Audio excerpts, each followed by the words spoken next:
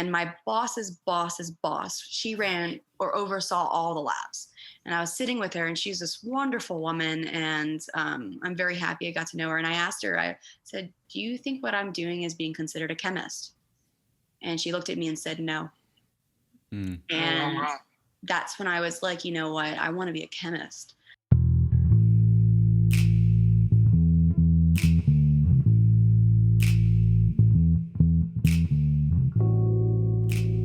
Hi, Dr. Weber. Thank you so much for taking some time out of your weekend to do this with us. We're really excited to have you here. The first thing I really wanted to talk about really is I understand you graduated from, what was it, Spring Hill College, your undergrad, as a biochemistry major? As a biochemistry major myself, I'm really interested in why you decided to go into graduate school for a Ph.D. in analytical chemistry. Well, it's kind of like a normal story where you start school and you really want to be a doctor. So you're pre-med and you think that you know what you like, really. And I found that I wasn't as good as biology than I was chemistry, but I really thought maybe I want to be a doctor still. So I was a chemistry major. I switched it from a biology major with a chem minor to a chem major with a bio minor. And as time went on, I just realized I didn't like biology as much. So by the time I got to my senior year, I had the option where it's either stay longer and finish P-Chem or become a biochem major. So I combined both my major and my minor into a biochem major, so I can save a little bit of time and graduate earlier. So I did do decently well at biology, and I did enjoy biochemistry. But as I was in my chemistry classes, I just fell more and more in love with it, especially doing it as a career. And so I started off one way, and by the time I ended my bachelor's degree, it's completely transformed. Wow. It's funny you say like, oh, it's how most people are in undergrad. They want to be a doctor. And you kind of basically detailed my undergraduate experience so far. So very interesting you mentioned that. I understand you also did an internship at Tulane University. Yeah. Did that kind of help your process in undergrad of deciding to go to a different route? Yeah, it was a good opportunity. I'm very passionate about researching for undergrads, RU programs, because I did it. All my friends did it. So my school is only 1,200 students. It was a very small school. So if you needed research, you had to leave. You had to go to a different university and do internships. And that was actually a rule to even graduate. So I was forced to do it, and I appreciate it a lot more because of it. And going to these larger schools, because I did my Ph.D. at University of North Texas, and then coming here, students don't realize that this is an opportunity they can have where I was told I had to. So I chose Tulane. I got very lucky because it's a funny story. Sometimes it really is who you know. My younger sister's softball coach is the director of chemistry at Tulane. Okay. Wow, that's a... Wow, that's really, I guess you could say, the right person at the right time. Exactly. So like I emailed him because he actually told my family. He was like, because he knew what I wanted to be when I grew up, and he told me if I needed anything, just let him know. And so I emailed him because it wasn't a technical RU program. So I emailed him my resume and I said, hi, could I arrange an appointment with you? I'd really like to talk to you about what I'd like. And I mentioned how Tulane was my dream school. I couldn't go there for my undergrad because I really couldn't afford it. I don't know anyone that can without a scholarship. So I was like, this is my dream school. Could I please come talk to you about any internship opportunities that you have? And I went and chatted with him for a few hours, and I told him about what my dreams are. And he told me the opportunities he can give me, and told me I got to pick what type of chemistry or science I wanted to do. And he put me in a lab. And so that's why it's really important to like kind of don't lose your connections, don't break your bridges, because whether it be like a little small connection like that helped me get an internship. Like, I mean, I can't say that it was all me. I really was the connection that really helped me. So yeah, don't burn your bridges. And so this was for the environmental engineering department. What were you doing within the department for chemistry? Yeah. Or was it related to that at all?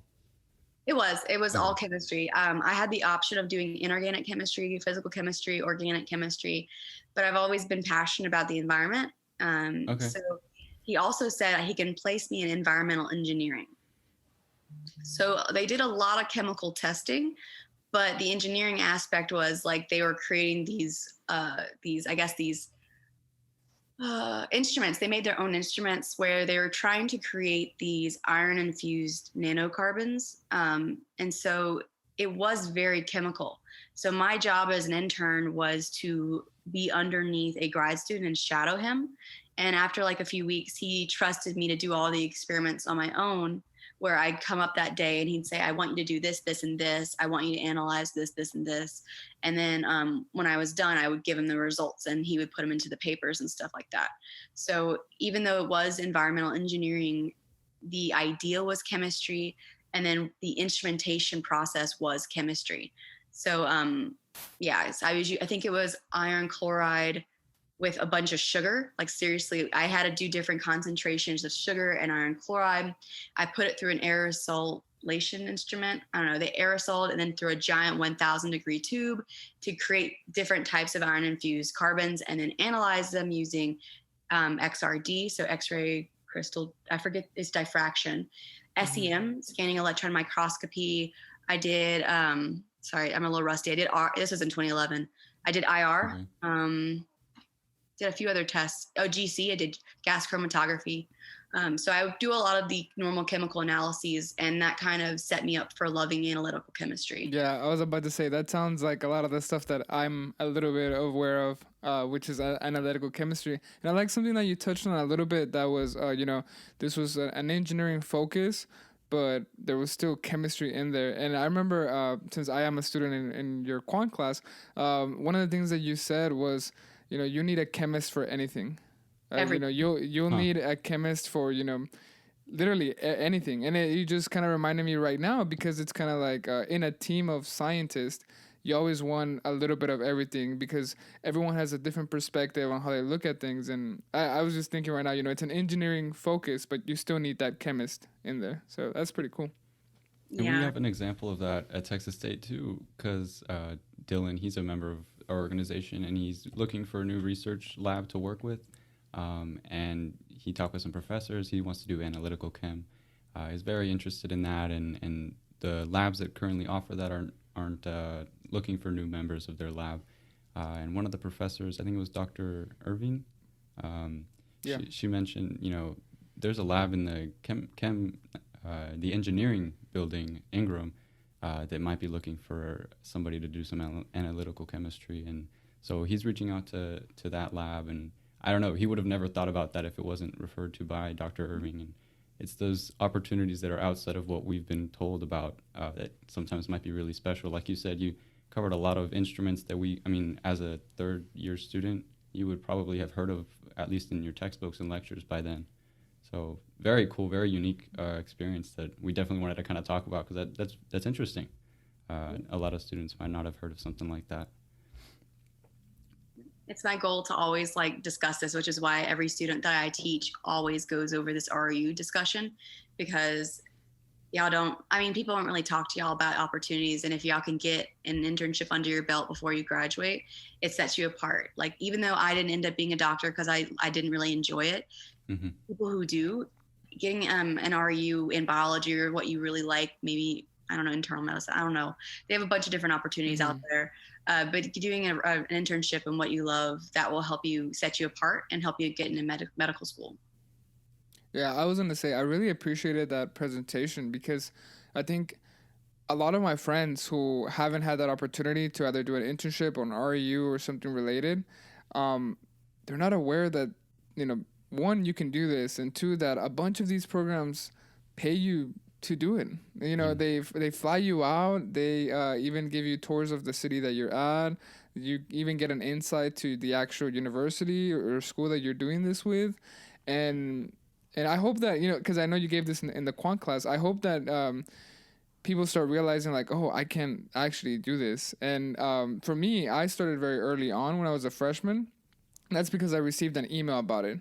But even at then, I remember thinking I'm just trying to get adjusted to my dorm, right? It was that type of mentality. But then I remember picking that back up, and, snowball effect, everything just kind of started adding up. And yeah, I just really appreciated the fact that information was shared for once, really. Yeah, so that was really appreciated. Yeah. After And undergrad, you also had some Sorry, were you going to say something? oh, I was just gonna say like, sorry, I blanked for a second. Oh, no worry. Well, I was just going to lead into the next thing that we really wanted to touch on was that you have some industry experience with Dow Chemicals. This was after undergrad? Yeah. So I Okay. graduated, and so industry also offers internships. I think that was where I was going to go. Okay. Internships, I really wanted to get to my students before they graduated because they could do internships as undergrads. But there's also internships when you are with your bachelor's degree and also after in grad school. And I started as an intern at Dow. Okay. So I really wanted to, like, industry is great. It's a great job. It's great benefits. Like, and if you're with a good company, these companies, like, I know it's kind of scary to say I work for a chemical plant, Mm. but there's so much in to make sure that people are safe at plants. And when you're a chemist in a plant, it's actually quite nice because plants Yeah. have a lot of people on site, but you're working in a very nice, safe, secluded lab away from all of the big old, I guess, the technology making everything. They bring it to you in your safe little lab away from everything, and you're analyzing samples. And it could be any type of sample. I did pharmaceuticals, I did soaps, you can do plastics, you can do paints, you can do Hmm. so much. And industry is a great place to go if you don't know what you want to do. Like I didn't really know what I liked, and they pay really well. I started off as an intern. I worked my 3 months, and then you can get, after you work your way up, even less than 3 months, you can get paid hired on full time. Okay. Oh wow. Would you say your experience with Dow Chemicals kind of decided or helped you decide that you wanted to go to graduate school Yeah. and continue your education? Yeah, when I was there, I had this moment where I just looked in the mirror and said, I really love my job. I really love my company, but I can't see myself doing this the rest of my life Mm. because I don't want to say the word bored, because in the end, I really like that company. And let's say if I ever got to a career changing time where I'm thinking about changing the career, I would try to go back to Dow. I really enjoyed Dow, but I was sitting down with my boss. So at my plant, there was 8 plants, 8 chemical labs, and I was in one of them. And my boss's boss, she ran or oversaw all the labs. And I was sitting with her, and she's this wonderful woman, and I'm very happy I got to know her. And I asked her, I said, do you think what I'm doing is being considered a chemist? And she looked at me and said, no. Mm. And that's when I was like, you know what? I want to be a chemist. Like I was a lab analyst. I was either a lab tech or a lab analyst. Same thing. Lab Okay. analyst sounds better than a lab tech. I was analyzing samples. I was doing regular chemical industry type methods. I did everything that I was trained to do, but every single day you did the same thing. You just analyzed samples. You weren't doing anything new. You weren't really using your brain as much. So you do that, and then you can work your way up the ladder. So it's a really good opportunity if you want to stay put or if you want to work your way up. But I'd already gotten accepted into like 3 grad schools, and I just sat in the mirror and I was looking at myself and I'm like, you're not a chemist. What are you going to do to change that? Wait and maybe get a promotion, or do something now. And my dad, I told my job, you know what, I'm not going to go to grad school. I'm going to stay put. And my dad sat me down and said, if you don't try, you're going to regret it. Mm. Because I thought I was going to fail out first semester of grad school. I was never going to be able to cut it. I wasn't good. I think a lot of us have this imposter syndrome. Oh Where yeah. you think that you're never good Yeah. enough, and you're surrounded by people and everyone in the room is smarter than you. You think that, and that's not true. I was one of those students, and sometimes I still am around PhDs. But yeah, and I'm very happy that my dad pushed me. So I left Dow, and then I went straight to grad school, and I didn't fail out in a semester. In fact, I was one of the highest in my classes. I had the best. I had a 4.0. I went from like a 3.1, 3.2 GPA in undergrad to a 4.0 in grad school. It was a big old shift. Yeah. Wow. I have a quick question. So when I did my internship with Eli Lilly, I talked to different people and just kind of wanted to get a feel on how everybody, got to where they were at. And some of them went from undergrad to graduate school to where they're at right now. But other people did their undergrad, worked for the company, and then got their PhD and then came back, right? And one of the things that they, I guess, really everyone was really spot on just talking about was the lifestyle change of how you go from a student to a worker. That's a lifestyle change in itself. And then you go back into a student mode. And they told me that doing that while having a family, or, you're at a different age, a different, you're a different you at that point. How was that for you doing those transitions? I think that transition's what made or break me. Like that transition made me while it didn't make others, because when I was an undergrad, like you get so used to lifestyle and you're very overwhelmed in undergrad. Like I would never go back to that because that's just too much on your plate right now. Like it's a lot of work. But then you go to work and you work minimum 8 hours a day. I was working up to 10 hours a day, but I enjoyed every second. And then you go to grad school and you're not doing 18 hours. You're doing 2 classes. So 1 class a day, and maybe doing research hours, maybe doing something else. So you have a lot more time on your hands when you first start grad school. And so I sat myself down and I'm like, okay, it's a job. You got to do 8 hours a day. So the second I started thinking like, okay, I'm back at Dow. I'm working my 8-hour days, even though I had class for an hour. What am I doing the rest of the 7 hours? So I studied. I studied really hard. I got ahead in all my classes. I made A's in every class. And that's really what kind of made me. Whereas if I was coming straight from undergrad, maybe I wouldn't be thinking of it like a job. I'd be like, you know what? I have a class for an hour. Let me go do something else. And then you join a lab group, because when you first join, you don't have a research group quite yet. You're looking for a research group. So if I wasn't studying, I was interviewing. I was looking at other labs, meeting other grad students, talking to them about what grad school was like. And when you join the research group, when you're not in class, you're doing research. So 8 hours a day, you're back at having a job. So I think that transitions what made me so much more ahead than some of the other students that came from undergrad. Yeah, I could see that, because then, and again, the only thing I could relate it to is when I was doing the internship, you have a schedule. You have, you're doing this at this time to this other thing at that time, and that's it. And now that you mentioned it, I can kind of see how that really propelled you to do so great in graduate school. I didn't think about that. Yeah. And that's why I tell my students, like, when I was an undergrad, I didn't know the answers. I didn't know how to study properly. I remember one of my bio classes, I hated every second of it.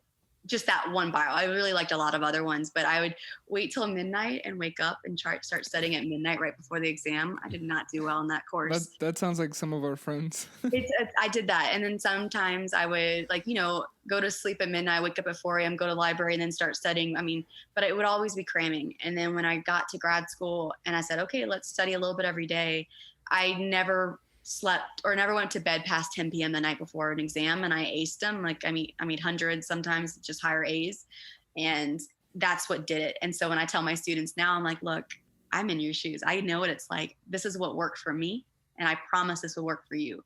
30 minutes a day. But that's what my teachers told me that when I was an undergrad. I didn't listen to them. I was like, what? No, yeah, don't do that. But I did it, and it worked. I promise. It worked. Yeah, and I think just real quick, and then we can continue on with that conversation. Just because you keep saying things that really resonate with me, and it's about that, separating 30 minutes. 30 minutes each day out of your whole day isn't really a lot. And I realized that when I started trying to meditate a little bit, and I was like, okay, let me try to do this for 5-10 minutes, right? And at first I didn't want to do it because I was like, I could be doing work, or I could be working on this or whatever. And then when I started doing it kind of consistently, I realized, wow, this is such a small part of my day that helps me so much. Mm-hmm. And so, yeah, I think hopefully, whoever's listening to this takes that advice and applies it, because I think it'll definitely work. It really does. 30 minutes a day. A lot of it in undergrad is also figuring it out, like how you learn best and all that. And I feel like I'm finding a nice groove. Wish I took your class. 30 minutes a day. Good advice. I try. Yeah, that's how I got through OCHEM. But applying that to all my other courses and making it like a set amount of time was actually, because I do a little every day. That's what I say, a little every day. Yeah, it could be 30 minutes. It could be 15. It could be an hour. Just whatever you need. Like now that we're online, I tell my students, like, since we do sapling homework for us, I said, okay, whatever we did during lecture, go do the sapling on those problems. That way you don't have to wait till the last minute and then forget everything we discussed. If you do the sampling right after we talked about it, it's going to come so much quicker to you, and you'll be that much closer to being done with your homework. Yeah. What I do is I take the amount of problems and I divide them into days. And so that way I'm like, okay, whatever happens today does not matter. I'm doing 4 problems out of this homework at least. Yeah. And then you just kind of build on that. Yeah. That's pretty cool. So we've been talking a lot about your graduate school, UNT, and you actually had a really unique experience within graduate school as well, right? You had a fellowship with was it East Asia and Pacific Summer Institutes in Japan? We'd love to talk a little bit about that and maybe how you got that opportunity. Yeah, it was something else that fell in my lap. I swear everything I have is just like on your lap. Do you want to do this? And I'm like, yeah, I'll do it. Because it was my first year of grad school and I'd wanted to go do an internship. I wanted to do an internship at Brewer. It's a company, I think, in Indiana. And my advisor told me no. He said, anytime you're doing research that's not going towards your PhD is a waste of time. Straight up. He's not wrong. That research I did that my first year summer went into my dissertation. It was really good research, and it was with a guy in Japan.